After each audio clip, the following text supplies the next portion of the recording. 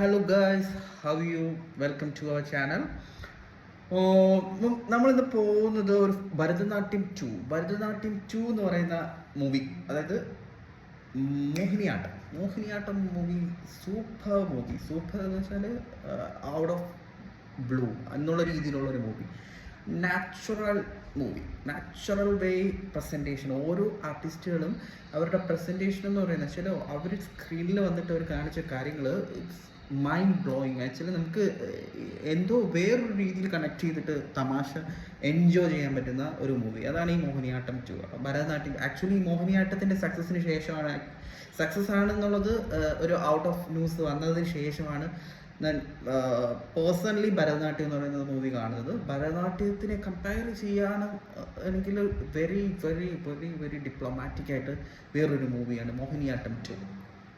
നമുക്കറിയാവുന്ന കണക്ക് തന്നെ ഒരു ക്ലാസിക് കോമഡീസ്, നമ്മൾ പണ്ടത്തെ സിനിമകൾ കണ്ടിട്ടില്ലേ? പണ്ടത്തെ സിനിമകളിലുള്ള ഒരു കോമഡി സ്റ്റൈൽ ഉണ്ടല്ലോ.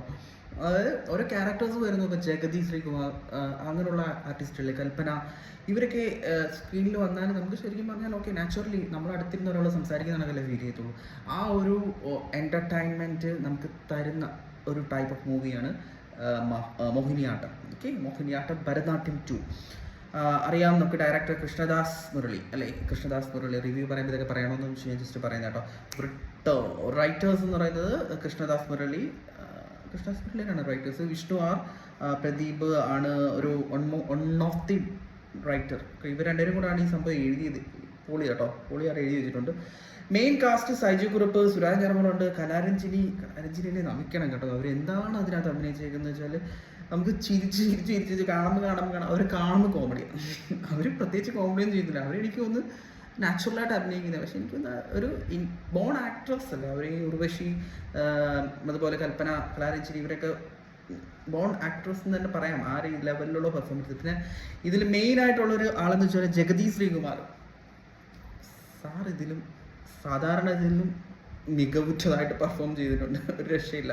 പിന്നെ വിനയ് ഫോർട്ട് ഉണ്ട്, ശ്രീജ രവി, ബേബി ജീൻ, അങ്ങനെ കുറച്ച് ആൾക്കാരൊക്കെ ഉണ്ട്. പ്രൊഡ്യൂസറായിട്ടുള്ള രണ്ടുപേരാണ് അനുപമ ബി നമ്പ്യാറും പിന്നെ ലിനി മരിയം ഡേവിഡ്. ഇവർ രണ്ടുപേരാണ് പ്രൊഡ്യൂസർ കമ്പനി തോമസ് തിരുവല്ല ഫിലിംസും സൈജു ഗ്രൂപ്പ് എൻ്റർടൈൻമെൻറ്റിൻ്റെയാണ് പടം. ഇലക്ട്രോണിക്കലി ആണ് മ്യൂസിക്കും കാര്യങ്ങളൊക്കെ കൈകാര്യം ചെയ്തിരിക്കുന്നത്. പിന്നെ ഇതിൻ്റെയൊക്കെ ഒരു പ്രത്യേകത എന്ന് വെച്ചാൽ മ്യൂസിക് വെറുതെ വലിച്ചു വാരി ഇട്ടൊന്നും അതിനകത്ത് ഇട്ടിട്ടില്ല. ആവശ്യമുള്ള സ്ഥലത്ത് മ്യൂസിക് കുറേ പാട്ടും കാര്യങ്ങളൊന്നുമില്ല. ഇടയ്ക്ക് കുറേ BGM കാര്യങ്ങളൊന്നും വെച്ചിട്ടൊന്നുമില്ല. വെരി ക്ലീൻ ആയിട്ടാണ് സംഭവം സ്റ്റോറി പറഞ്ഞു പോകുന്നത്. നമുക്ക് പറയുകയാണെങ്കിൽ മറ്റേ പടമല്ലേ, ഉണ്ണി മുകുന്ദൻ്റെ മാസ് പടം ഉണ്ടല്ലോ, ആ മാസ് പടത്തിൻ്റെ ഒരു ഗെറ്റപ്പിൽ ഒരു കോമഡി പടം. അതാണ് സംഭവം ചെയ്ത് വെച്ചേക്കുന്നത്.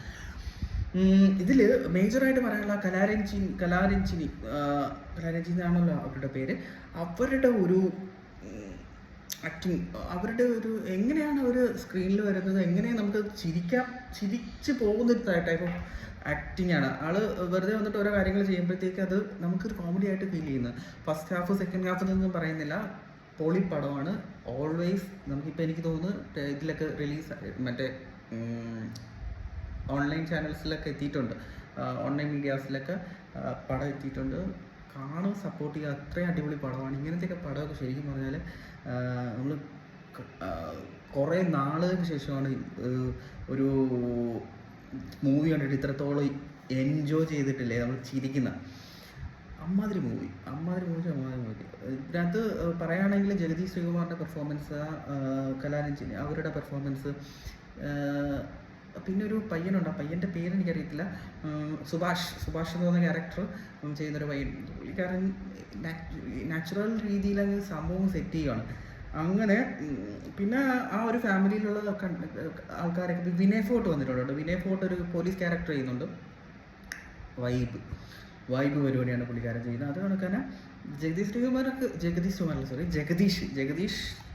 ചേട്ടനൊക്കെ ചെയ്യുന്ന കാര്യങ്ങളൊക്കെ നമുക്ക് ഒരു രക്ഷയില്ല. അങ്ങനെ ഒരു പടം കേട്ടോ, എല്ലാവരും പോയി കാണുക. ഇതിനകത്തുള്ള നമുക്ക് കൂടുതൽ എക്സ്പെക്റ്റേഷൻ എന്ന് ഉദ്ദേശിക്കുന്നത് നമുക്കിരുന്ന് ചിരിക്കാൻ പറ്റുന്നൊരു മൂവിയാണ്. വളരെ അധികം ചിന്തിച്ച് കോംപ്ലിക്കേറ്റഡ് ആക്കിയിട്ടൊന്നും പടം പോയി കാണരുത്. എനിക്ക് തോന്നുന്നു പടം ഇറങ്ങി കുറേ നാൾ കഴിഞ്ഞിട്ട് പടത്തിൻ്റെ റിവ്യൂ പറയുന്ന ആദ്യത്തെ റിവ്യൂവർ ആയിരിക്കും ഞാൻ. പക്ഷേ എനിക്ക് ഈ പടം ഇഷ്ടപ്പെട്ടത് കൊണ്ട് ഞാൻ ഈ പടത്തെക്കുറിച്ച് 2 വാക്ക് പറയുന്നു കേട്ടോ. അപ്പോൾ നമ്മൾ കണ്ട പടങ്ങളൊക്കെ നമുക്കിങ്ങനെ പറയാം. Okay, bye, see U.